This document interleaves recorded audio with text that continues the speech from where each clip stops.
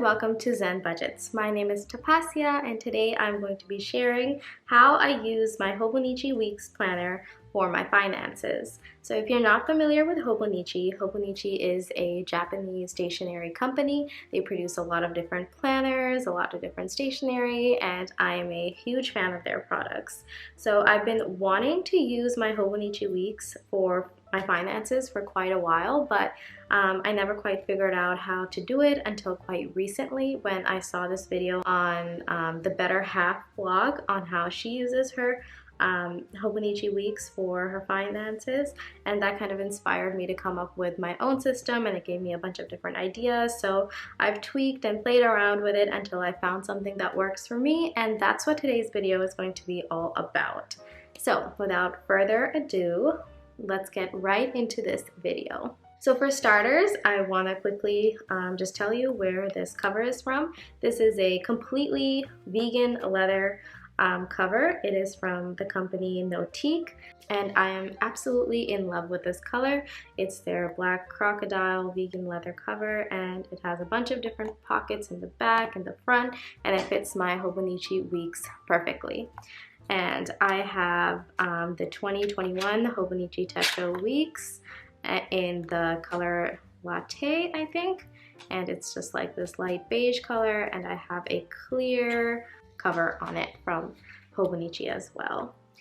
Alright, so let's delve right into how I use this for my finances. So I do track everything on my computer on an Excel spreadsheet that I created myself, and I track every single expense that I make in that spreadsheet. So what I usually do is I'll sit down once a month, I'll pull up all my bank statements, and I will import them into my Excel sheet and then categorize every expense, and that just helps me stay on track with my budget and see what I spent each month in each category. And the biggest benefit of that spreadsheet is when it's tax time, I know exactly what my expenses were, what my business deductions were, and it's just a huge time saver to keep up with that spreadsheet and have all that information. However, I realized that despite keeping track on that on a monthly basis, well, to be quite honest, it's not always a monthly basis. There have been times where I completely skipped over that for like 2-3 months, and then I'm like, oh no, I haven't been keeping track, so then I go back and I update it. So that doesn't really help me stay on track with my spending on a day-to-day basis, and that's kind of where this Hobonichi Weeks comes in, because with this planner I write down every single expense that I make on pretty much a daily basis, and if not a daily basis, then definitely a weekly basis.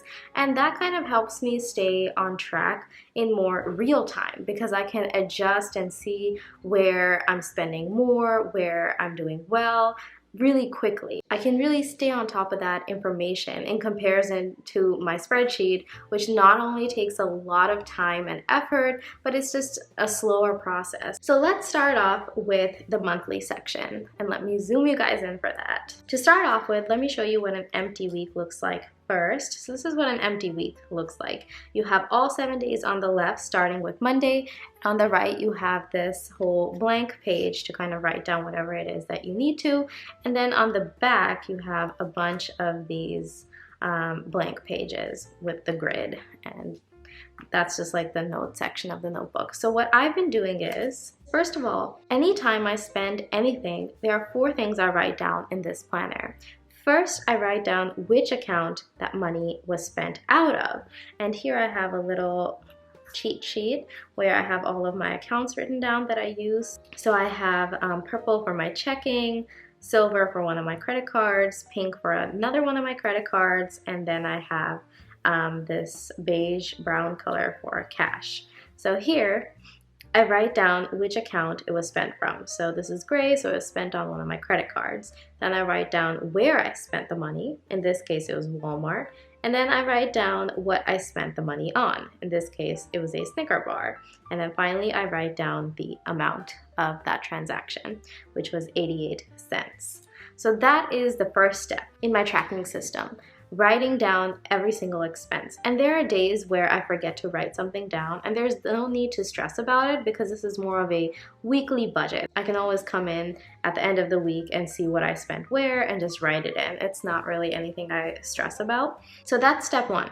I get everything into this notebook on a daily basis or a weekly basis. It just kind of depends. I'm not too strict about it. As long as I'm doing it on a weekly basis, I'm happy. So the next thing I do is I go in and I categorize every single expenditure. I have these highlighters and I will just highlight each category in a particular color, and that kind of color codes my expenses. So this particular week, it was my birthday week, so I decided to do a mini road trip to Santa Cruz.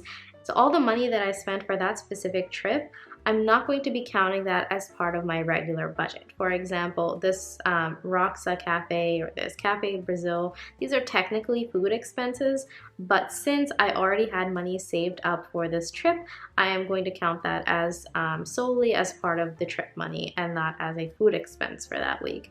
And as you can see, I've already checked those specific transactions off that were for my birthday, and here I calculated what my total birthday trip cost was. So I'll go over that a little bit later, but for now let's just go in and find, let's start off with all of my food transactions and highlight them in green. So I have the Snicker bar, that is I'm gonna count that as food. And then I have, let's see, Target and groceries. And then I have water, that also goes in my food category. And then here I have water and gum, which I will also count as part of my food category. So that's it for food. Next up, I'll do pets because this is my cat's medication. So for pets, I'm going to use purple. So I have her medication here.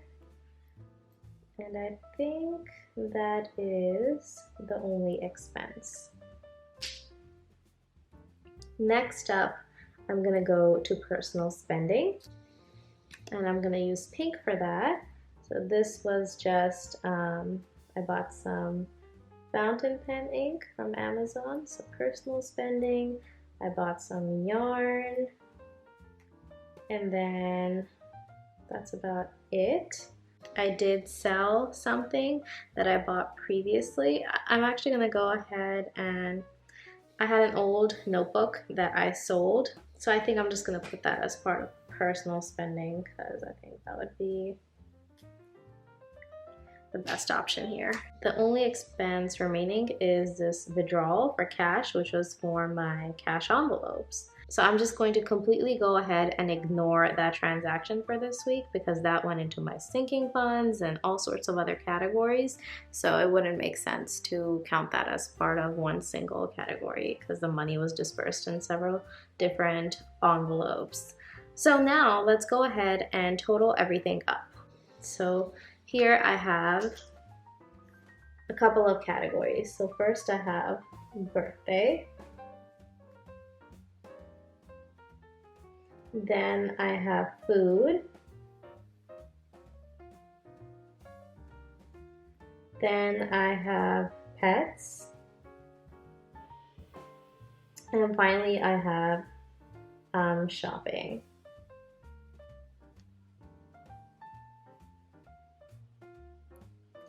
I think that covers it all. So now I'm going to go ahead and tally up all of my totals, and as I do that, I'm gonna check everything off. So first I have 88 cents. All right, so I have 88. Check that off. Then I have 706. I have 185. Then I have 523. And that brings my total to 1502 for food. Okay, next I have pets, and I only have one transaction, so that's all I need. So that's 1406.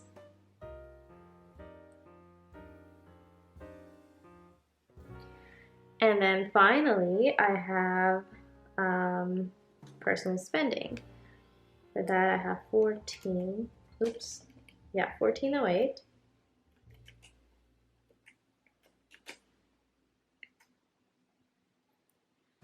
have to check this off. 84, 81, and 319. So that brings the total for personal spending to $102.08. And then finally we have birthday. I actually went ahead and already tallied that up before, and my total for that was $428.53. So now I have an accurate representation of where my money went this particular week. I spent $15 on food, $14 on my pets, $102 on shopping. Next, I'm gonna go ahead and tally the total for this entire week. My grand total for this week is $559.69. So that is the entire amount of money I spent in this particular week. I do make a distinction between what amount of money came out of a sinking fund and what amount of money came out of my income for that month. In this particular week, I did have $300 saved up for my birthday in a sinking fund. So I'm going to take that money out right now and put that aside. So let's see. Here's my birthday envelope. 100, 200, 1, 2, 3, 4, 300.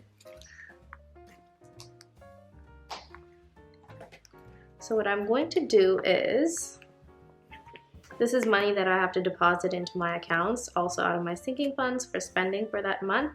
I'm gonna add this money to my deposit pile.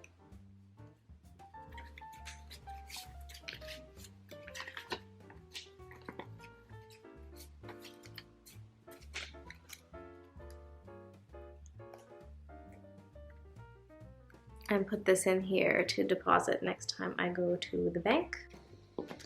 And now I'm going to subtract $300. So that means I spent $259.69 out of my income, and $300 was from sinking funds. So once I'm done with that, what I do is I go over to my monthly section. I use this monthly section to keep track of my cat seizures, so that's why you'll see all of that. But I'll come into this particular week here and I'll write down what I spent that week. So the total was, where'd it go? $559.69. $559.69. So that was the total I spent. The final step in this process is to add up what I spent in each particular category at the end of the month. And for that, I'll just flip through and add up everything in the same color. So I'll just add all of those amounts up and I will write them down in my September budget, and that will close out my budget for that month. And this way, my monthly tracking in my spreadsheet on my computer is also optimized because I don't have to look up or look for my receipts, try to figure out what a particular transaction was for. For example, here on the 16th, I spent $7.06 at Target. If I look on my credit card, it's just gonna say Target. And then I won't know what I actually bought at Target. Was it something I bought for myself? Did I buy groceries? Did I buy a gift for somebody else? It's very hard to know, and it creates a lot of problems because then I have to try to remember or I have to try to find the receipt. And especially if I don't keep up with my spreadsheet and it's something I'm doing 3-4 months later, there is no chance I'm going to remember what I spent the $7 on. So with this method, I don't ever have to worry about that. All I have to do is flip to that particular day and it tells me exactly what I spent that $7.06 on. So this really optimizes my spending, and a huge benefit of this method is that when you are tracking your spending so meticulously, like on a weekly basis, on a daily basis, it's much harder to go over your budget because it's kind of in your face all the time. You're always confronted with the numbers. You're always confronted with how much money you actually have to spend. So it makes it much harder to go over budget. Of course, that doesn't always work out. Like for my birthday trip, I ended up going over budget by $128. But this can really help me plan for the future better. So I know I spent $128 more than I was supposed to. So this tells me that maybe I didn't save up enough for my birthday. Maybe if I'm going to do a trip, I need to be saving more. So next year, I might save $500, since it seems like that's kind of what the range should be. And usually we think about our budgets in terms of cutting things out, like if you're spending too much on food, maybe you need to cut things out, and then it becomes like this game of just being upset at yourself every month when you're going over budget. But it's not always just about cutting things out. Sometimes it's about readjusting and reallocating your funds. For example, if you're going 50 bucks over your budget for food every single month and you've tried to cut things out, but somehow you still end up spending $50 more, maybe look in another category where you're coming in under budget every month and see if you can reallocate those funds to your groceries instead. Maybe you can increase your budget by 50 bucks there and cut 50 bucks out of some other categories in your life to make it work. So it kind of works both ways. You don't always have to cut things out. Sometimes you can just increase it if it is possible to. I've honestly really been loving using this for my personal finances this way, and it's made a huge difference, and I think it's helped me cut down my spending and stay more on top of my finances. So I do recommend giving this a shot if it's something you think you might like or it's something you think might work for you. But that kind of sums this video up. Thank you so much for watching. I hope this gave you some inspiration, some ideas. If it did, give it a thumbs up and be sure to subscribe to my channel for other videos like this. And I will catch you guys in the next video. Bye!